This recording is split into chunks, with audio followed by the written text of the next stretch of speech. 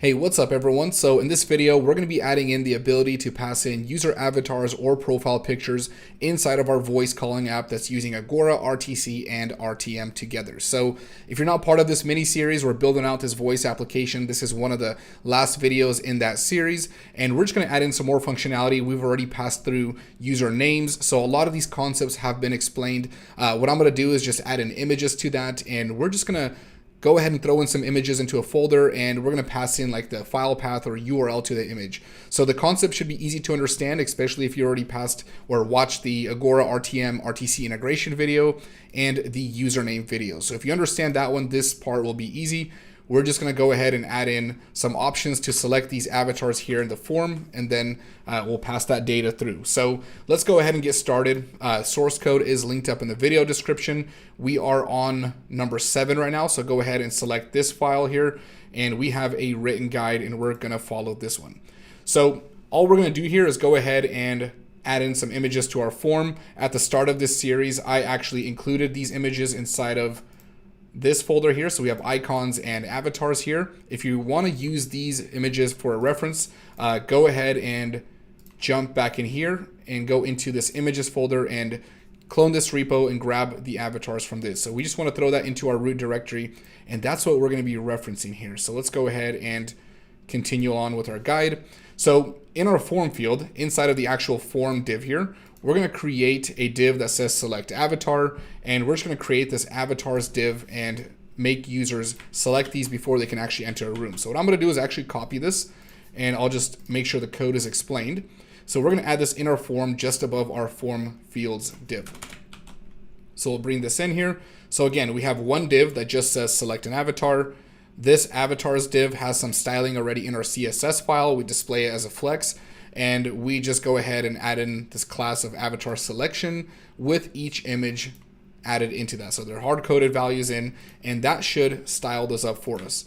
So if I save this and go back to my front end here, we just see these avatars here now. So we want to add the ability to force a user to select these. So what I'll do here, first of all, is go into our main.js file. We're going to create some state for our avatar. This will be null by default, and if a user tries to submit their form without having an avatar URL here, it's not going to work. So let's go ahead and do this.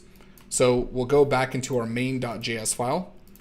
So we just have to do some prep work before we actually pass that avatar through. So let's see, where do I want to put this? So let's actually put this next to mic muted. So let's just go ahead and add it here. We'll just call this avatar, and this will be set to null. So after that, what I want to do here is go ahead and grab all those avatar images. So each image has the class of avatar selection, and I noticed there's no dash there. Maybe that's because I'm zoomed in.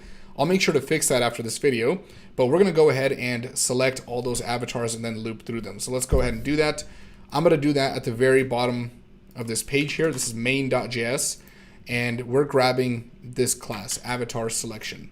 So let's go ahead and do this. Document, actually let's go ahead and set this value. So we'll do const avatars, and that's going to be document.get elements by class name.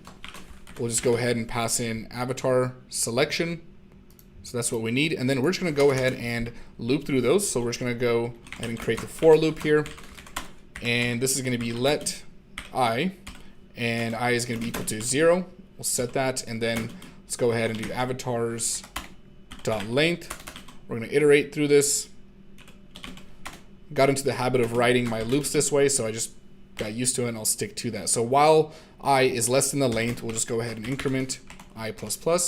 And let's do this here. So we're going to add an event listener. So we're going to loop through every single avatar, and we're going to add this event listener. So we'll grab the avatar, and on click, we're just going to go ahead and, first of all, we're going to set the avatar variable that we set to the value of the avatar that we clicked on. So we want to get that source value and change its border color. So let's actually start with that, and then we'll continue on explaining the rest. So we'll just do avatars and then we'll do add event listener, and then the event we want to listen for is click. We're going to create this function, make it an arrow function here. So on click, we want to go ahead and get the current avatar. So avatar is going to be set to the source of what we just clicked on. So we're just going to do avatar, and that's going to be set to avatars i.source. So we want to select that value. Then what we want to do is go ahead and modify the styling to our avatar here, or to the actual, to the avatar image. So we'll set the border color and the opacity. So we'll just do, let's see, avatar i dot style dot border color, and that's going to be equal to this. And I think that's going to be, that's a green shade. I almost forgot what it was, what value I set there. Then we're just going to go ahead and get avatars.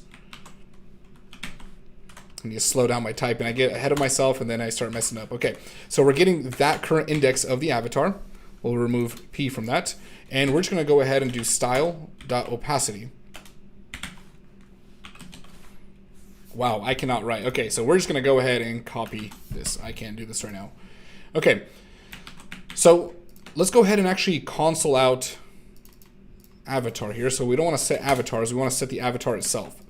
So let's go ahead and on click, we're going to change the styling, and we're just going to console.log and see the avatar. So that's going to be our avatar, and let's just see what happens. Okay, so that's all we're doing. We're changing the source, changing the styling here, and changing the opacity, or the border color and then opacity. So I'm going to go ahead and do inspect here. Let's make sure it's all working. We'll grab the avatar. So on click, look what happens. We select the avatar. Here is the URL. So it's localhost 5173 avatars mail 1.png. If I click on this one, now it's the URL or the file path to that specific avatar. And we're just changing the styling. So it's selecting it and we're setting that avatar variable. Now the issue here is that I don't want to select all of them. I only want to select one. So we're just going to go ahead and create one more loop. So on click, we're just going to loop through all the avatars and change their styling. So I'm just going to copy and paste this just because I don't want to write that for loop again. So before we modify the styling, we're going to go ahead and loop through the avatars again on click, and we're just going to go ahead and say, hey, go and preset all the avatars back to their original styling. So the background color or border color will be white, the opacity will be 0.5, and that should be good. So let's try this again. So as I click on this one, remember when I click on the next one, it's going to update the styling to all the other avatars. So there we go, and that should be good. Okay, so now that I think about it, what I probably could do, well, I guess I'd have to query the avatar that was selected. I could just change the styling to that, but I think the for loop at this point is simple enough. We're trying to go for a concept here and not perfect code. Okay, so after that, what I want to do here, first of all, is make sure that we don't submit or we can't join a room without an avatar. So we're going to check this condition. So we'll go into our enter room function, and we're just going to add this check. So we're going to say if, and then we're going to use the not operator. So if we don't have an avatar, let's go ahead and just do alert, and we'll just say you need to select an avatar before entering ... Okay, and then we're just going to call return. So return will just make sure that none of the code below will run. So it's just going to stop this code, and then we won't continue with this. So let's try that. If I try to join a room, let's actually refresh this. Just add in a name. So it doesn't work. And then if I select an avatar, now I can join a room. Perfect. Okay, so we added in that restriction. And this part here, this is going to be very similar. In fact, it's going to be exact to what we just did with our usernames. All we're going to do is add in that avatar as an attribute, pass it along, and retrieve it. So here we have our add or update local user attribute. We're just going to pass in the avatar. Let's go ahead and throw that in. And then we want to retrieve it. So we're going into our init RTM method somewhere here. So we call this method, we passed in the username, the user RTC. Let's go ahead and say avatar. Actually, we'll just call this user avatar. I don't want it to conflict with the name avatar that we set for this variable here, so we'll just call it user avatar, and that's going to be the avatar itself, not avatars. Okay, so we passed that in, and in order to retrieve it, we're just going to go ahead and get the user avatar. So we'll go down to the handle user member joined method. We're going to get the user avatar, so that's just going to be that URL in theory. So in a normal application, this would be your profile picture, probably hosted on an S3 bucket somewhere in AWS. But for now, we're just going to store that locally. And what we want to do here is just go ahead and create this image class with this image tag with the class of user avatar. And here, let's actually just write this out. I want to do this slowly so you can actually see exactly what's happening. Give me 1 second. I really want to make sure I'm not copying and pasting too much. It's not a good habit when I'm teaching. So inside of this user avatar wrapper, all we're going to do is go ahead and add in the image tag, close it off here. For the source, we're just going to go ahead and grab the avatar itself. So we'll throw in quotes around it. This will be user avatar. So we just got the avatar. We retrieved that attribute. We passed in that array, and then we destructured that. We have the avatar, and we want to go ahead and add in the class. This is going to be user-avatar. So that's going to be one of the classes. And then the next one's going to be avatar dash, and then we want to pass in the RTC UID. So there's going to be a quick style change that we're about to make here. So we're going to take this user RTC UID, throw that in because we want the avatar to be highlighted when we toggle the active speaker functionality. So we'll pass that in, and that should be it. So we pass in the source here. That's the user avatar, the styling, and then the ID. So let's go ahead and do the same right here. So I'm just going to take this value right here, and we're going to go down to get channel members, and we're going to pass this into this user wrapper. I probably could have extracted this code and made it into a function so it's not repeating itself, but we're not using it that often. So we'll go ahead and get the user avatar. Okay. And let's see. Let's give this a test right now. Let's just see what happens. We're going to join a room. So we're just going to do Dennis. I'll select this avatar, enter, and here we go. So that actually looks good. So we're just going to get rid of this border for that speaker wrapper, and we want to make sure that this active speaker indicator highlights this avatar and not this border. So that's why we had to put in that avatar and then our RTC UID. So we want to be able to identify that by its unique value. So we'll go into style here. We'll get rid of the speaker border. And if I check this, here we go. So that looks good. Then we'll go into active speaker. Let's see. Inside of active speaker, we're going to change this to avatar and then the user's ID. So if you look at this, it's avatar, the RTC UID, and then here we have avatar, user RTC ID. Okay, so let's try this one more time here. So Dennis, we're going to enter the room. And if I turn on active speaker, there we go. Highlights me, perfect. And then let's just try another user here. We'll go into test. We'll do Sulamita. Let's select this one, enter, and there we go. So all the users can join, and we're seeing everybody in this room. Let's just, I don't know, Sam.